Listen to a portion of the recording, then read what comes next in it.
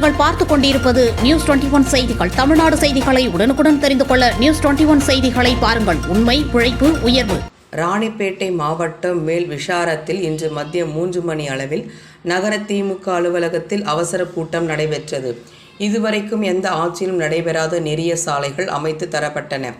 ஏழைகள் வசிக்கும் ஆன்சா நகரில் 40 ஆண்டுகளாக எந்த ஒரு பணியும் நடைபெறாத இருந்த அந்த இடத்தை அமைச்சரை நேரில் வரவழைத்து பார்க்க வைத்து உடனடியாக அனைத்து வசதிகளும் செய்து தர வேண்டும் என்று அதிகாரிகளுக்கு ஆணையிட்ட அமைச்சர் ஆர். காந்தி அவர்கள் இப்படி பல விஷயங்கள் எந்த ஆட்சியில் நடக்காத விஷயங்கள் மேல் விஷாரத்தில் வசிக்கும் மக்களுக்காக வேண்டி அனைத்து விஷயங்களை பார்த்து செய்யும் சவுகார் முன்னாபாயை கொச்சைப்படுத்தும் விதமாக ஆடியோ வெளியிட்ட அந்த நபர் மீது தக்க நடவடிக்கை எடுக்க வேண்டும் என்று கட்சி நிர்வாகிகள் மற்றும் சமூக ஆர்வலர்கள் கோரிக்கை வைத்தனர்.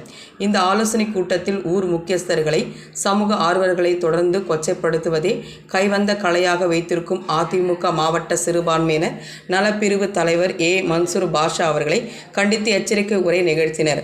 ஆவேசம் அடைந்த திமுக நிர்வாகிகள் கண்டன முழக்கங்களை எழுப்பினர்.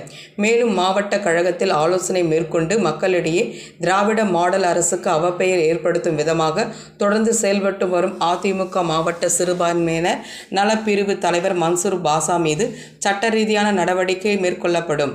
கட்சி நற்பெயருக்கு களங்கம் விளைவிக்கும் விதமாக செயல்பட்ட நகரமன்ற உறுப்பினர்கள் மீது கட்சி ரீதியாக ஒழுங்கு நடவடிக்கை மேற்கொள்ளப்படும் என்று ஆலோசிக்கப்பட்டது.